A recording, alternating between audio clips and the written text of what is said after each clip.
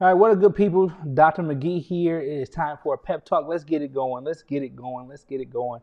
Um, this is episode number 5, and we're jumping right into it because what happens is the beginning of the school year is different for so many people. Some people started 2 weeks ago. Some people started a week before that. Some people started this past week, and they're coming back to school. And one of the things that I don't necessarily subscribe to is this idea of coming back. But instead, you're moving forward. You're coming forward. But it sounds weird. So, we say welcome back. And we are here in the new school year, and we have different principals and different um, teachers and different educators, and they have different motivations that cause them to come back. So what we want to focus on right now is like, what was it, man? What is it that causes you to continue to come back uh, to the school, to your district? And I'm not doing this by myself, right? I'm not in the school, but one of my homeboys is in the school, right? He's in the school and he's coming forward to the school year, ready to go. And I'm going to bring him to the stage really soon. But I just want to give him a proper introduction because, he's been in the game for years. He's a boldly moving education ahead principal, fellow alum, working with policy, working with other principals across the state of Michigan, and working on himself. And one of the best parts is probably that he's a fellow alum of Michigan State University. Go green, go white. And so we connect on so many levels. But I will say that being a principal fellow together has absolutely allowed us to know each other better, learn about each other, what we're doing. And I've just grown as an educator and as a man, just being in his presence. So I'm super excited to welcome to our interview, to our podcast, to our pep talk, Principal Randall Coleman. What's up? What's up? What's up? What's up? What's up? What's up? What's up? What's up, brother? How y'all doing out there? How you doing? Especially, I appreciate that introduction. I was like, who is he talking about right there? But yeah, I appreciate that. We back in it, man. We're like we never left. So Like we never pretty sure that's left. part of what we gonna talk about today. So I appreciate you having me on. Definitely kudos to you and the work that you're doing, uh, near and far. But I appreciate you having me on today. Man, thank you, and I'm glad that you're here with me as well. Because as we do this work, I think more people need to know about what we do, how we do it, and then who is actually behind a lot of these schools. Because the schools, man, schools typically have been around for so long, and they have a name and they have a history, and all behind that history is usually a principal that's leading the case, leading the school. And oftentimes, if you're not part of the community, we don't know what principals are really doing it or what they're about or who they are. So I wanted to kind of use this platform to be able to give principals like, hey, give them that encouragement, that inspiration to one, do this work because it is really hard, Yes, but at the man. same time, be able to, highlight those of us that are in the trenches doing the work that's supporting not only the students, but also the adults that's in the space. And then there are adults in the space that are looking to grow. And oftentimes that principal is the one that's helping cultivate those relationships, blazing that trail, or supporting those individuals who are looking to take leadership roles. So here we are. Here we Here we are. are. So before we jump in, man, just talk to me real quick about, you know, you're a principal, like you're doing it, and give us the quick skinny on how you got in it and why you're doing the principal role. Okay. First of all, I think growing up and being raised in DPSCD or DPS back then, before the CD, I was uh, surrounded by people that pushed me, that cared about me, that wouldn't let me fall through the cracks as a young black man. So school was always a fun, a safe place, an interesting place to me. So I gravitated there. So elementary.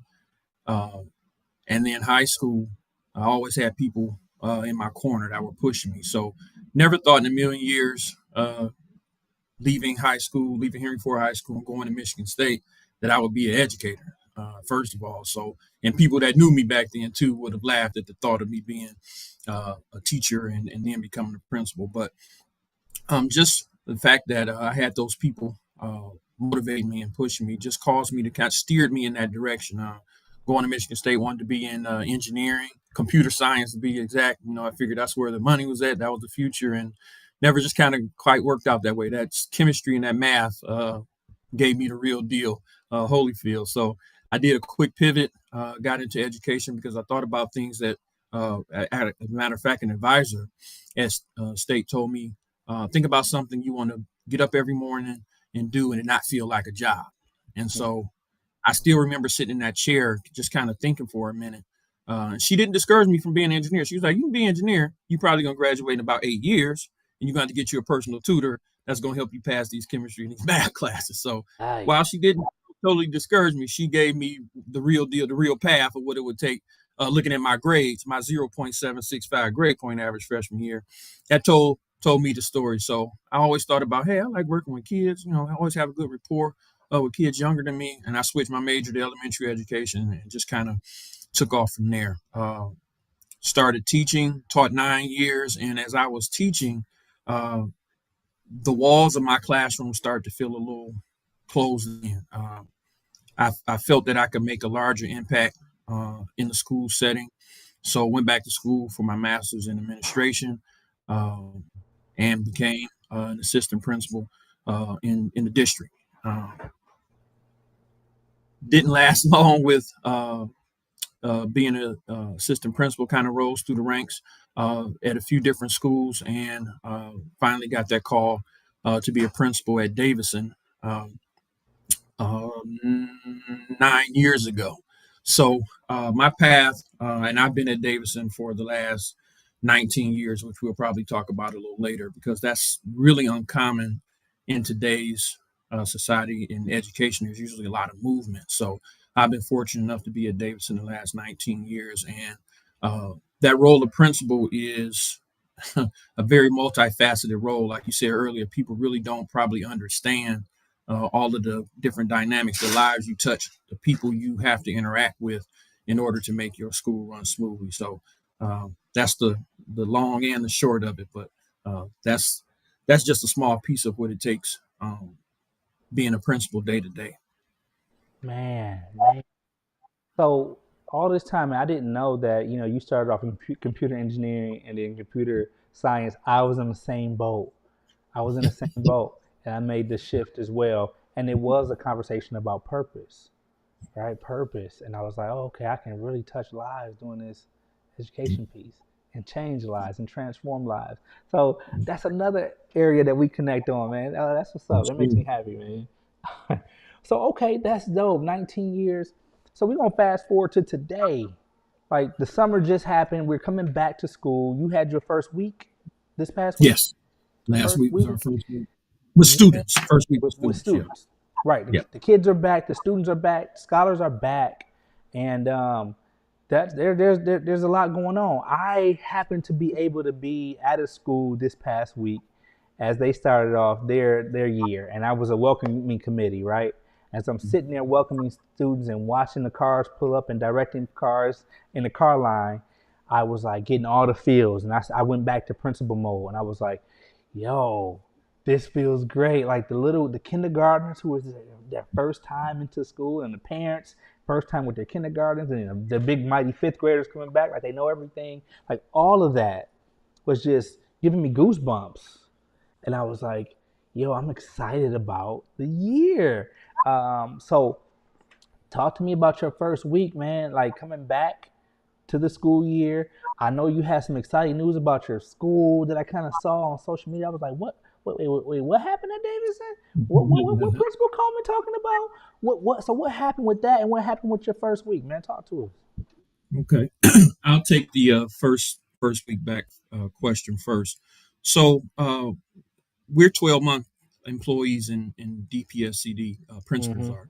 And so the summertime is usually kind of a a lull period where you're taking kind of care of like administrative stuff. You're doing the master schedule, you're interviewing, you're filling any vacancies, and it can be kind of mundane. It's just myself and my clerical there, so it's not a whole lot of interaction with other people, and you just kind of, for me, just kind of hit a rut. It's like this is real boring. It's not. There's Mm-hmm. nothing exciting about it. So we were talking, and some of our buddies in BMEA, we were having a conversation about just getting motivated to be back. But once the instructional staff and the teachers came back, my juices got to flowing a little bit. Like, okay, this is year 9. No year is ever the same. So I started to get a little motivated, a little pumped up then. But last week, I Mm-hmm. felt the same way you felt, in that once I see those faces hit that door, once I see those parents come through the door, those familiar faces, my arms should be hurting because I gave so many high fives, so many hugs, so many fist bumps. Uh, that's the why.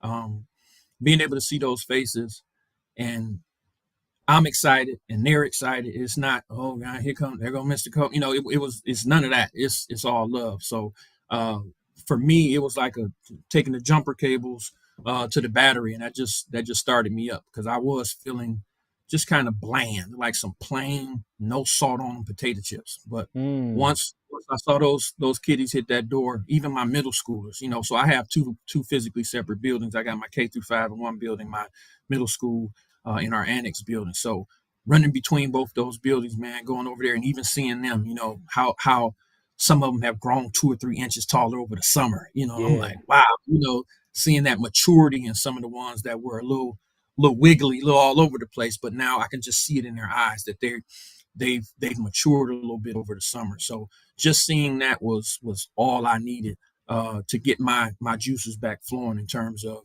my purpose. Mm-hmm. And a lot of times for me as an administrator, like I said, you can feel beat down, you can feel unappreciated, but I'm always asking myself, if not you, who?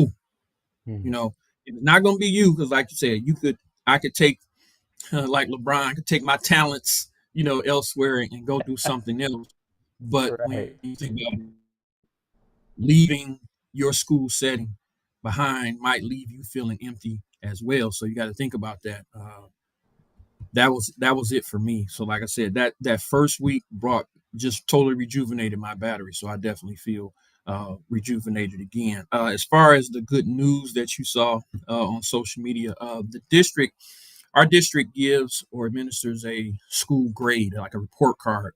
In the state, I don't know if the state still does it or not, but that spun out of a few years ago, the state applying a letter grade, a school letter grade to all schools across Michigan. And our superintendent felt that the uniqueness of our district, given all the challenges in DPSCD, our the school grade for the state doesn't line up to the work that we do.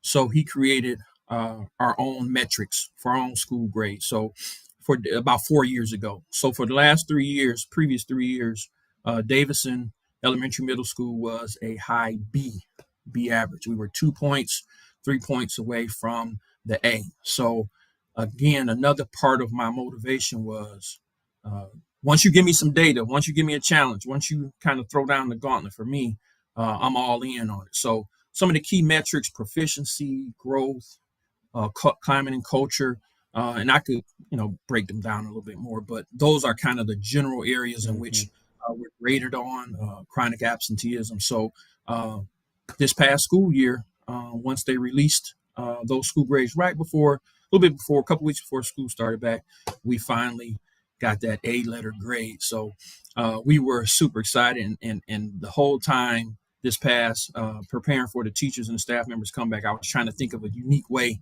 to share that information with them. So I didn't put it on social media ahead of time. I only told my immediate staff, my AP, and my deans. They knew, but it was hard trying to keep that a secret because other people in other schools were kind of posting or saying what letter grade they got.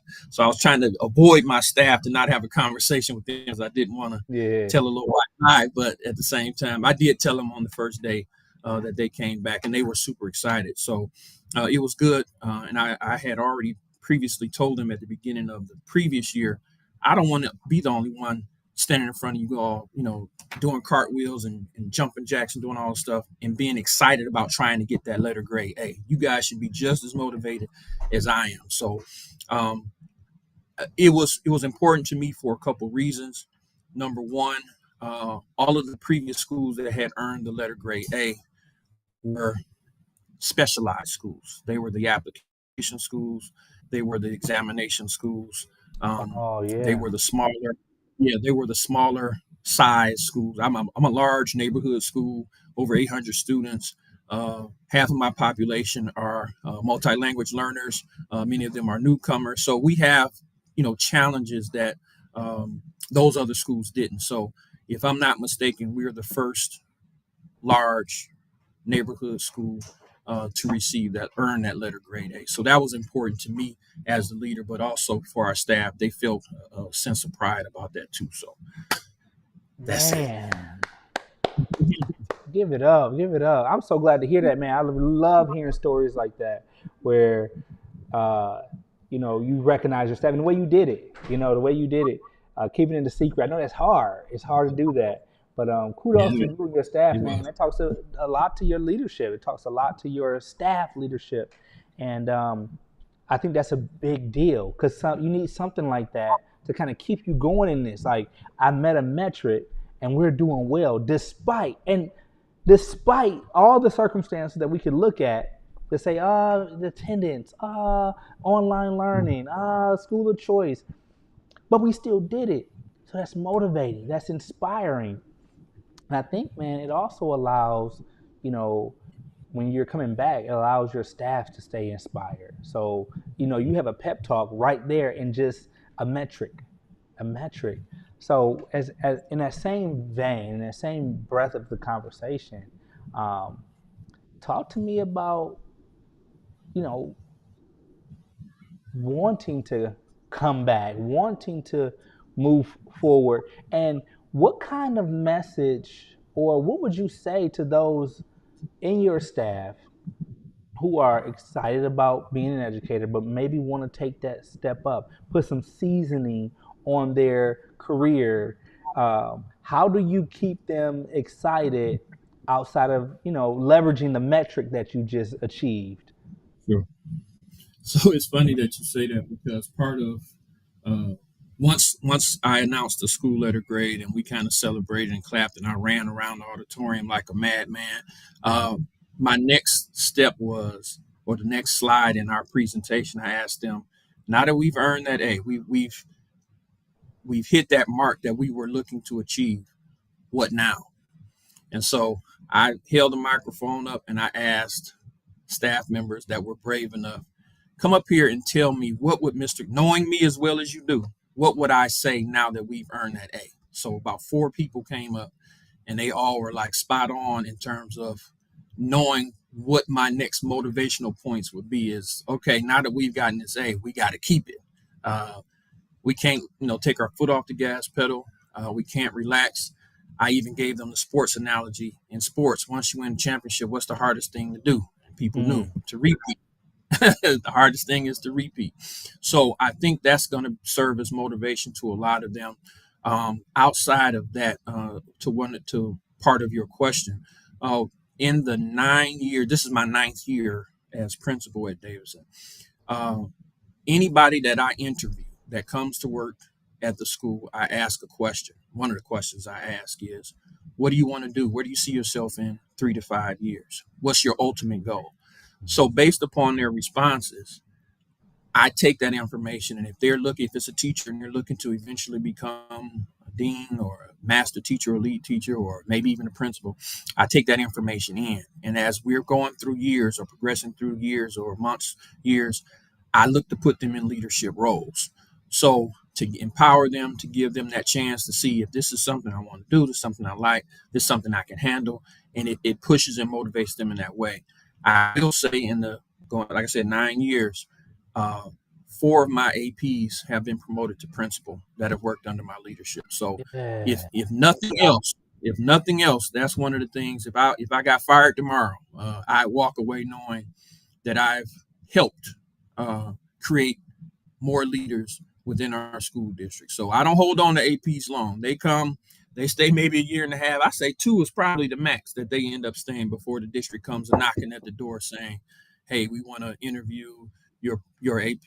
And I have 4 APs now that I see in the principal meetings. That's usually sitting somewhere close by me because they, I still mentor and provide support for them. So I'm most proud of that as a principal. That's another thing that definitely keeps me going is knowing that I can just share little morsels of information. They're already smart in their own right. They're already brilliant in their own right. They're already leaders in their own right. But if I can give them just those little nuggets when they're at a crossroads and they can go either left or right, and they say, "Hey, I'm gonna pick up the phone and call Principal Coleman just to, run it by him and see what his thoughts are."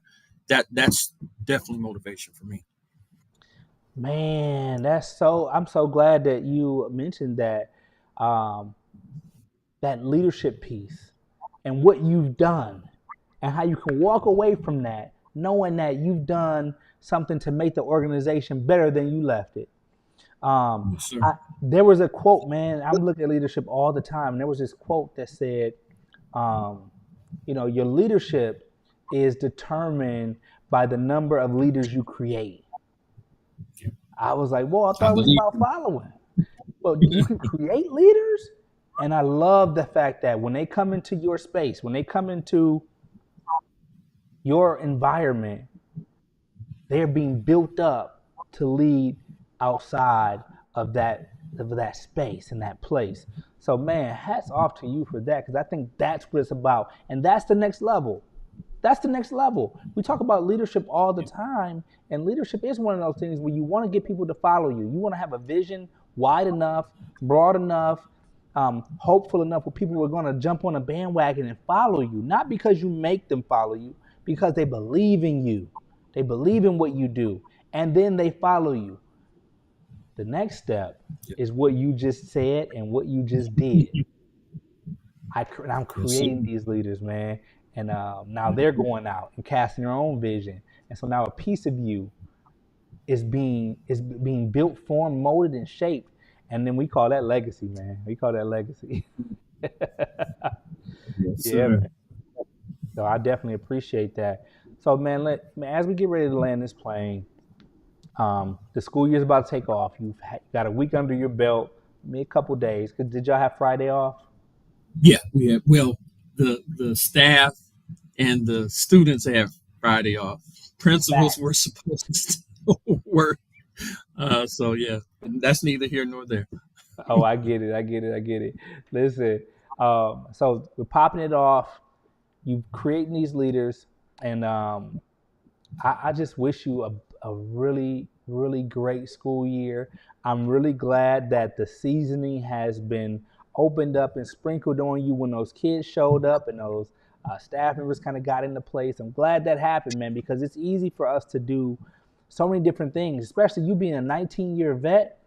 You've done work in policy, you've done work in leadership, you've done work outside of this school building that has allowed you to grow as a human being, as a man, as a leader, as a principal. I mean, you could easily go to central office, you could easily go to another school district, you can easily go into policy and start helping shape what education looks like across the state and across the country. But you chose to come back. So as we get ready to transition out of here, man, if there are some words of wisdom that you are giving to the next level of aspiring principals, those deans of students, those teachers who are looking to move into leadership, I don't call it administration, man, leadership. And talk to me about that, man. What is that? What kind of advice would you give them as they make the transition? So one of the biggest things that I would encourage any future leaders out there to do is outside of no matter which school district, big or small, that you work in, there's always going to be district-wide goals or metrics. Like I said, the school letter grade and all that stuff. That's fine. That's par for the course. We have to work within those parameters. But I would also encourage you to sit down, and this might be a working piece of work that you do, but I want you to set a goal separate from any district or school goals for yourself. Hmm. Make that list small, You can add to it, you can subtract from it, but find you some hardcore, some true beliefs, things that you want to improve in, you want to get better at, you want to strive for, um, and make sure, and you'll I'm pretty sure you'll go along with this last piece. Make sure personal wellness is a part of that goal. Oh, This job, whether you're a teacher, whether you're a lunch assistant, whether you're academic interventionist, whether you're a dean of students, whether you're AP or principal, this job can wear you down. We're in a crazy space right now where federal and state governments are impacting public education like crazy. If you follow my Facebook feed at any point in time, you're going to see how I feel about that. yeah, for Um, sure. and who's behind it. But put all of that aside. They can't stop the work that we're putting forward. I don't care how much federal funds they cut, how much state won't pass a budget, all that stuff. Put it aside. You got to make sure you're set some goals for yourself.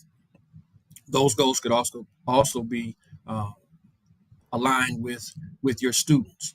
Build more connections with them, and that's something I'm constantly preaching to my staff about. Uh, Education isn't just about reading, writing, as we say, arithmetic and science and social studies. You got to be in relationships with these babies. They Yeah, need us in this space. Coming out of COVID taught me lessons that I couldn't even begin to describe in terms of the backgrounds and the behind the scenes stuff that these kids endure, put up with. And I tell my staff all the time, you guys would be balled up in the corner somewhere, crying your eyes out if you went through some of the stuff that these kids get up every day and show up in this space. The least we can do is be warm, inviting, welcoming to that space every single day, letting them know we appreciate them. So build that into your toolkit where you might not be touchy feely. I don't think I once was, but I've opened up my heart to understand these babies need us. So I gotta extend myself some. I gotta make sure I got on a positive face every time I walk through the door, even though I'm not feeling it. I might wake up not feeling it, but I'm gonna make sure I'm not gonna take it out on them. They're not gonna know Mr. Coleman having a bad day. And I always tell people when I am having a bad day, once I get the day started, all I gotta do is go down there to one of the kindergarten rooms and sit down with them babies. They get me together. They get me together they real will get fast. you together. Right. I see that innocence. I see that love. They don't care. You so talk. They just Mhm. gravitate towards you. So I can put all of that.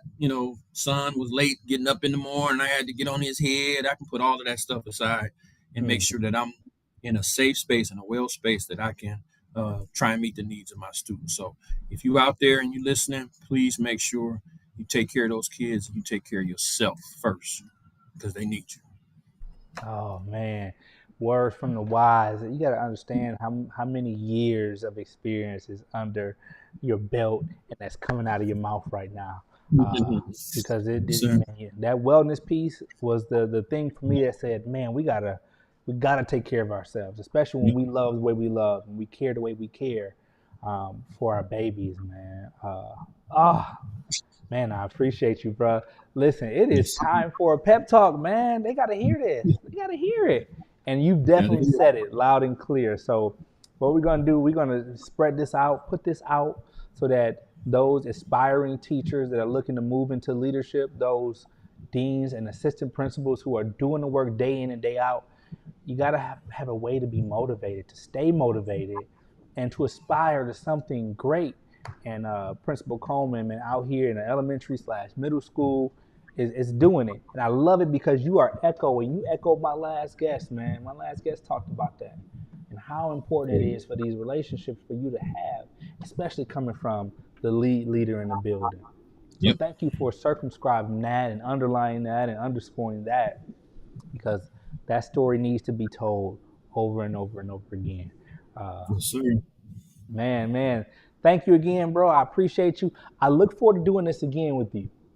Right? I think we Anytime. should circle Anytime. back and do it For sure. again Do it again. because I need your voice, man. You already got the experience. I need your voice, and since we brothers from BMEA, so we're gonna make sure that we keep this going. And I always have a space for BMEA principals here on this podcast, because I know what we're doing, and we're doing something special, and the world needs to hear us. So Yes, sir. hopefully this podcast gets to the point where people start watching and paying attention and saying, hey, you want to get motivated, let's talk to the principals directly. And I appreciate you being one of them, man. Yes, sir. You that direct line, man, that's gonna get the word out. I appreciate it. Hey, man, I appreciate you. I appreciate you. So hang on, and we'll go ahead and close up in a second. All right. Listen, it is time for a pep talk, and I'm glad you tuned in. There's a lot going on in the space of education. This is only the beginning. This is 2025. And don't call it a comeback. Like, don't call it a comeback. Don't say welcome back. We're welcoming forward. We're going forward. We're moving into the future from the present. The past helps us, but we're talking about what's happening right now and how we're going to move forward, because the landscape in education can be shaky, and it is right now. If you look at it from a federal perspective, and even if you look at it from a state perspective, you can also look at it from a local perspective. And where you are, it could be rocky. The road could be filled with potholes. You got to navigate. You got to drive through that. So principal, so leader, I'm asking you to stay motivated. Better yet, stay inspired, because all of that energy is going to come from within. And we don't need to look back. We look forward. Don't call it a comeback. Let's look forward to being able to serve our babies, our adult babies, our staff, our teachers. They're looking to you. So take heed to what Principal Coleman is saying. Take heed to what your principal is saying. And watch what they're not saying as well. Because everybody's a leader.